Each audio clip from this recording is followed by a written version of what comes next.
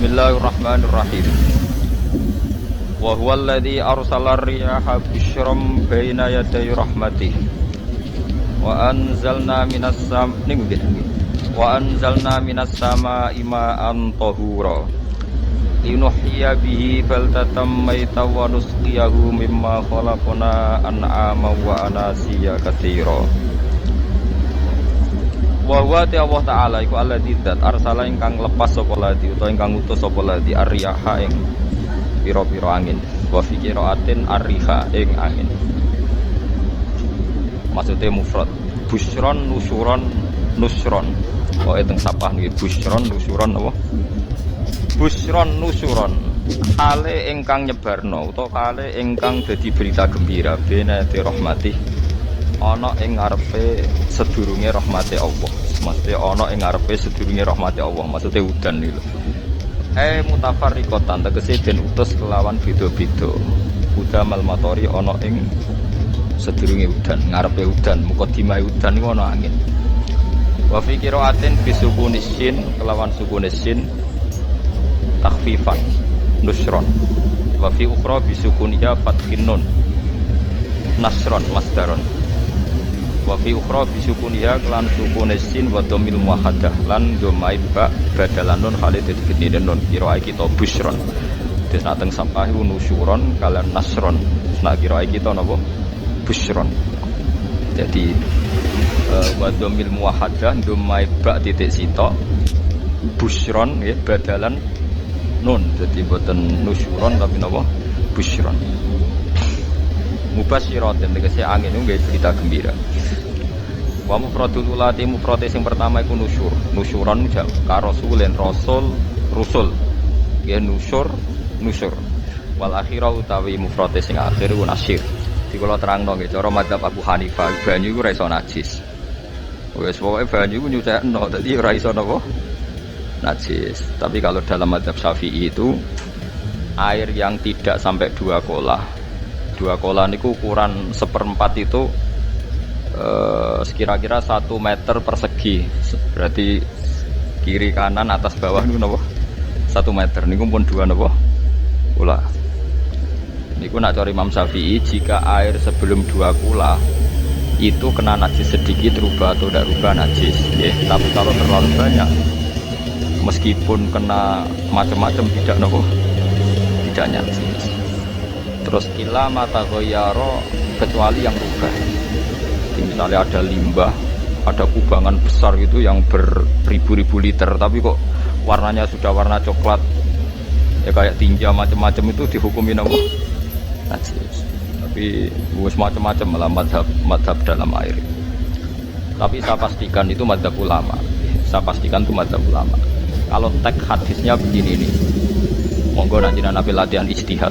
Kok menyesatkan ya apa-apa sementing ini latihan. Jadi di Medina, ini hadis di Musnad Ahmad. Di Madinah itu ada sumur, bukan sungai loh. Saya ulang lagi sumur, bukan sungai. Kalau sungai itu konotasinya kan luas, panjang, mengalir. Ini sumur, bener-bener apa? Sumur. Sumur, ya gede ini sumur enggak sepiro. Nabi itu wudu di situ, terus diingatkan ya Rasulullah, itu sumur dulu zaman sebelum engkau datang, sebelum ada Islam di sini, dipakai pembuangan jifah batang anjing dan nyuwun sewu kotoran orang haid. Ya kotoran orang haid. Terus saat itu Nabi ngendikan alma tahurun la yunajjisuhu syai'un. Kata Nabi yang namanya air itu menyucikan. Tidak pernah bisa kena najisnya. Alma tahurun la yunajjisuhu syai'un. Terus Nabi wudu. Ya sudah begitu. Ya sudah begitu sama rasa bojiro-jiro. Alhamdulillah hadisnya ngono. Kalian ya paham gitu. Mana sampean ditangleti. Kulon sering ditanya sama orang-orang Jakarta, Gus, saya ini punya air langganan PDAM. Itu dikelola dari sungai ini. Padahal sungai ini mulai tinja sampai sapi tank macam-macam ya ke situ semua, Gus. Terus gak baunya karena kaporit. Itu gimana itu, Gus? Suci enggak itu? Saya tanya, "Lah kamu pakai enggak?" Ya sudah pakai, tapi tertanya hukumnya. Itu itu kan seperti yang di Jakarta itu kan misalnya yang diolah itu kan sungai macam-macam tuh gitu. Nah, itu yang limbah keluarga ya kalau untuk nyuci piring nggak apa-apa. Sapi teng macam-macam kan ke situ juga. Ya kan ya, cara kok istihad ya. Karena kalau menurut Syafi'i dua kolah pun tidak ada pengaruhnya kalau terlalu banyak apa? Bahan yang apa? Najis, yang limbah itu yang najis. Ya jelas najis ya. Kalau teletong sapi kan ijek ono intikal madhab Rasul Makul Tohir. Kotoran hewan suci itu suci, masih banyak mazhab yang mengatakan bahwa kotoran barang suci itu suci, masih bisa intikal. Kalau kotoran manusia itu lebih kriminal, nggak ada mazhabnya itu. Jadi kotoran ini wedhus itu ono lama sing darah suci, tapi nek kotoran rugen gak ono. Nah, itu kan repot. Makanya kata sebagian ahli hadis, sebaiknya hadis itu tidak usah diistihati, pokoknya Nabi ngendikan begitu gitu. Ya sudah orang terus ya sudah begitu. Paham gitu. Terus seperti di sini misalnya yang di sini Gajah Wong itu kan atasannya sana mulai kali Code kan wong macam-macam. Mulai wong buang kotor air besar, air kecil kan lewat semua. Macam-macam. Makanya masalah air itu pokoknya sifatnya air itu ma'an tohuro, sifatnya air itu mensucikan. Mensucikan itu dua dalam madhab Syafi'i itu, air dan tanah. Air dan tanah. Terus sama Abu Hanifah ditambah satu. Ini kalau sampai coba tidak apa-apa, api. Makanya kalau ada boto, coroknya apa mus? Boto ya, boto bangunan, boto. Itu kan kebanyakan kan kadang kan tipe buahan pletong itu kan ya, terus dipakai foto, dicampur-campur, diulet-ulet, terus jadi apa? Foto. Cara mazhab Syafi'i tetap najis, dipakai masjid tidak bisa karena sebagian bahannya dari apa? Najis. Cara mazhab Hanafi suci karena sudah dibakar. Karena api itu termasuk alat mensucikan. Alasannya Imam Abu Hanifah, orang yang fasik-fasik itu nanti disucikan pakai api neraka. Berarti api itu bagian dari alat mensucikan. Jadi misalnya Ruhin mau sholat dibakar, sholat suci gitu. Karena api itu mensucikan. Buktinya orang-orang yang masuk neraka nanti sebelum masuk surga kalanya disucikan dengan api. Mana ada di neraka disucikan pakai air. Artinya kalau ada batu bata itu yang dipakai dari najis ya kemudian dibakar, itu berarti cara mazhab Hanafi suci. Alhamdulillah tuh. Jadi kita bikin masjid nyaman karena bahannya dianggap apa? Suci. Lewat apa? Lewat apa? Api tadi dia dibakar. Tapi yang ngeri ya. Nggih. Ben sampean ngerti mazhab gitu. Terus saya memang tak niat setiap saya ngaji entah 1-2 tak sisipkan hukum fikih karena fikih ini yang kita alami keseharian. Nggih, fikih ini yang kita alami napa? Keseharian. Makanya saya minta teks hadis tadi jangan rubah. Pokoknya ada sumur loh, tidak sungai. Sumur itu kan airnya tenang, tidak ngalir. Nyatanya Rasulullah sudah dilapuri. Ini batang-batang anjing dan bekas orang-orang haid, kotoran haid itu dibuang di situ ya Rasulullah. Terus Nabi menjawab, alma la yunajjis alma utahurun la yunajjisuhu syai'un. Terus orang-orang Syafi'iyah mentahmilkan istilahnya dalam bahasa ijtihad itu dianggap itu mungkin sumurnya terlalu besar dan airnya terlalu apa? Banyak sehingga kotoran-kotoran itu tidak merubah warna. Tapi kata yang lain-lain masa yang bener aja gitu, masa banyu diam dimasuki kotoran gitu tidak nopo berubah. Nah itu ya itulah istihad. Istihad itu guyonannya kan gitu. Pendapat saya benar mungkin salah, pendapat Anda salah mungkin apa? Benar. Nah ya sama-sama mirip-mirip gitu untuk menganalisis.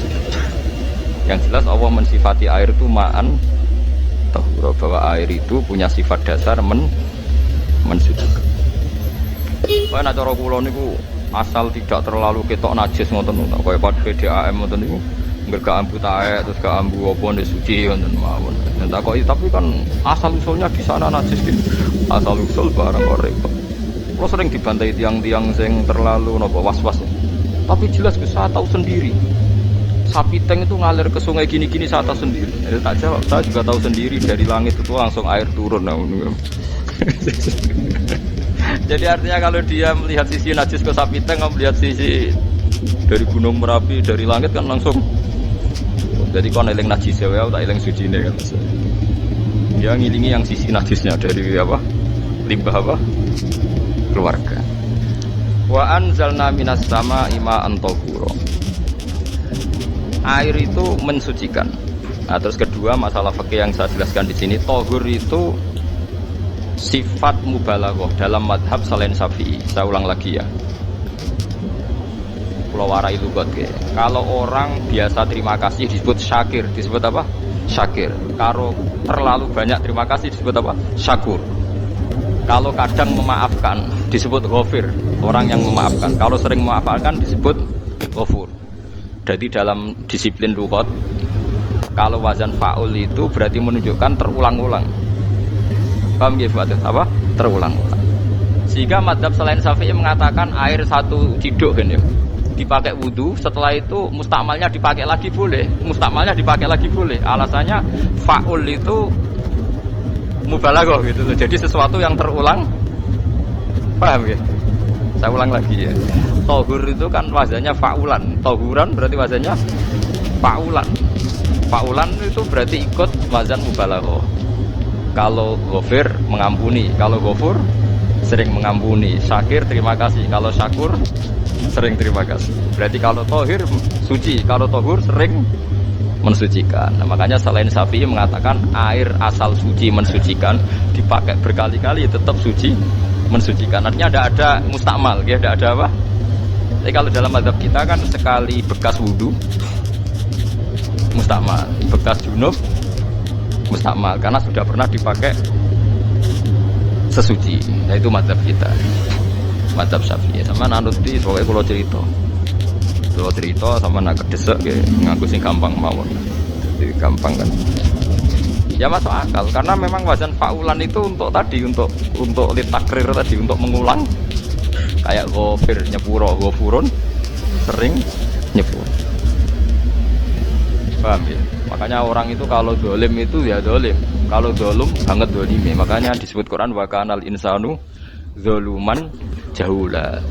Dolim itu dolim biasa, doluman banget dolime. Jahil itu goblok biasa, jahulan banget gobloke. Berarti kalau tohuron banget nyuciin berarti diulang-ulang. Makanya mazhab lain mengatakan air itu tidak ada mustamal. Dan saya kadang ya intikal mazhab begitu. Nah intikal gimana? Coba kalau di hotel itu mustamal. Hotel itu kan kotaannya cilik tuh kan. Gak tahu nginep hotel nggak ada kan. Kotaannya cilik. Terus kalau kita misalnya junub atau apa pakai ciduk itu kan tetap nyiprat temus. Nyiprat kena banyu di kotak yang cilik. Jadi kalau gak intikal mazhab pusing kan kita. Iya kan? Terus kemudian intikal lah ya suci guys. Takoi pangeran, takok buku bolak-balik. Intikal mazhab mesti. Dari sopo dari Gus Pak, takoi ngono. Lah kowe muni kowe kok roh, takoki malah pusing. Kayak Pak Khalil Bangkalan itu, kalau nalkin mayit itu. Masyhur Pak Khalil Bangkalan. Dina nalkin mayit itu. Yo kan yo, aku sibuk urusanku akeh. Takoki malaikat ngenteni Pak Khalil. Tinggal mire. Sing ngono tok. Nalkin meneh. Yo jiyo, soe nak takoki malaikat marabbuka manabiuka ngenteni ketuane. Maksudnya ngenteni dekne. Ya sudah ditinggal itu. Ya orang kita kok yang di orang kabudut, pokoknya diwarai kafe. Nah, terakhir beliau rodok modern. Ngenteni ketua rombongan pokoknya. Jadi nanti yang jawab itu ketua rombongan. Tapi jadi tiru kan ngomong takoki malaikat ngentosi Gus Pak. Aku teko tutuki mawon Gusti.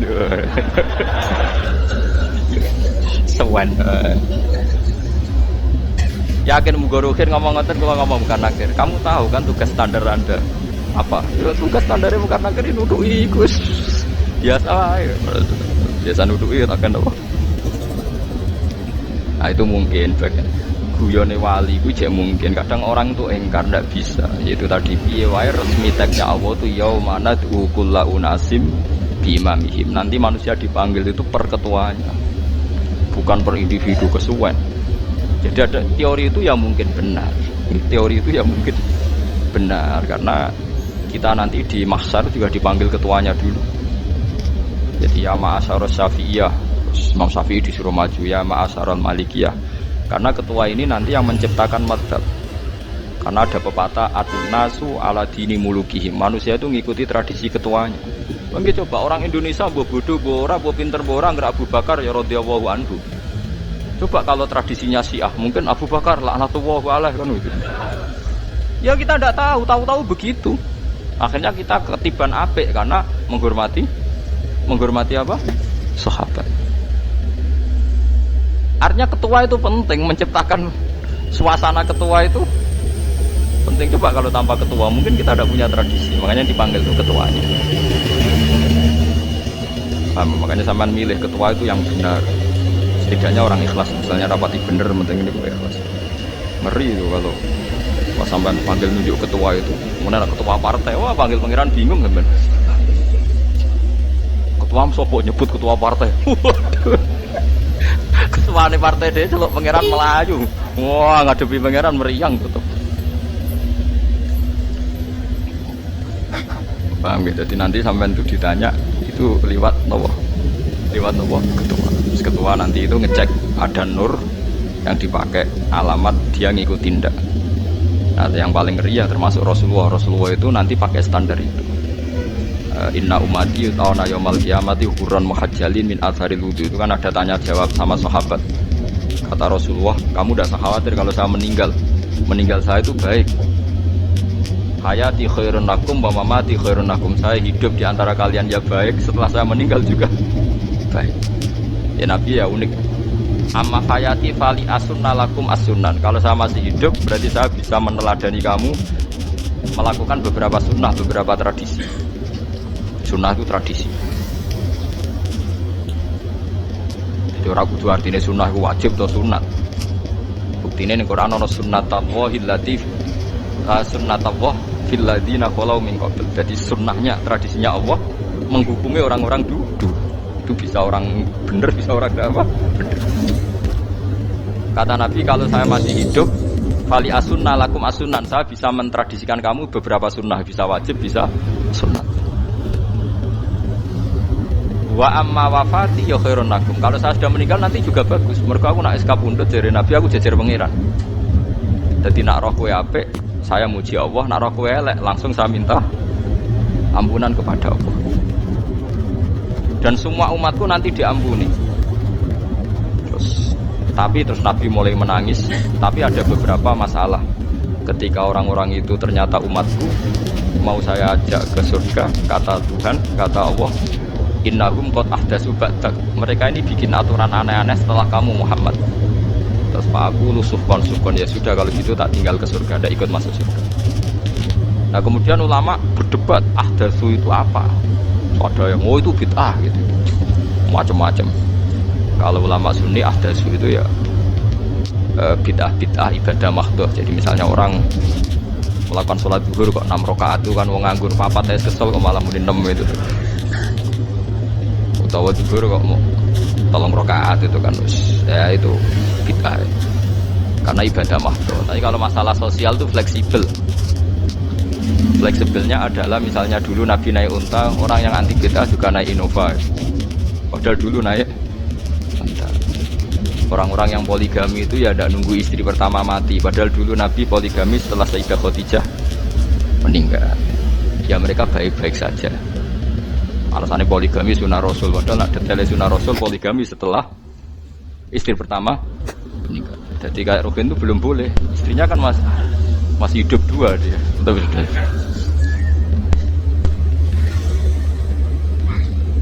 Nah, artinya kalau sampean memaksakan gitu, sampean kalau nggak percaya saya bacakan ayat. Wal khoila wal bigola wal hamiro litarkabuha wazina. Kamu bisa naik kuda, naik onta, naik himar. Setelah kamu naik dan kamu tenang di atas punggungnya, litastawu ala zuhuri summa tazkuru ni'mata rabbikum idza stawaitum 'alaihi wa taqulu subhanalladzi sakhkhara lana hadza ma kunna lahu mukrin. Artinya ketika kita naik onta zaman dulu dan tagnya memang onta itu terus kamu baca subhanalladzi sakhkhara lana hadza. Apakah sekarang kesunatan baca itu kalau yang ditumpai onta sehingga kalau yang naik Innova tidak usah baca itu gitu. Wah, aku numpakku ora unta kok dadi ora usah maca subhanallah dia wah.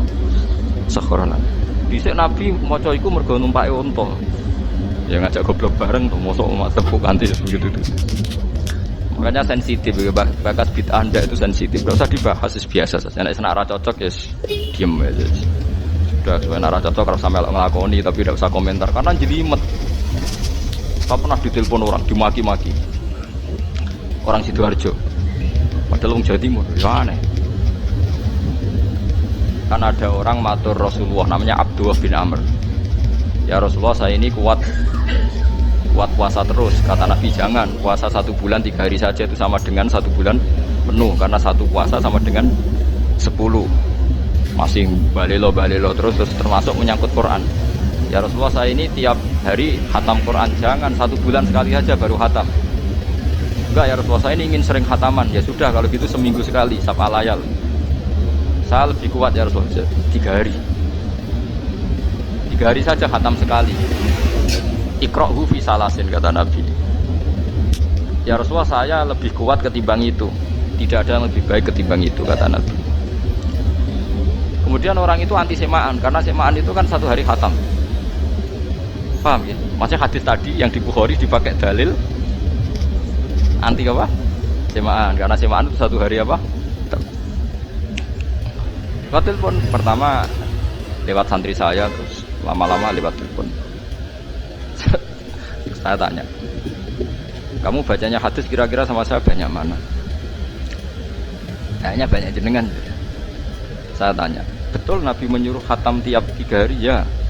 Betul Nabi nyuruh khatam tiap 1 bulan? Ya.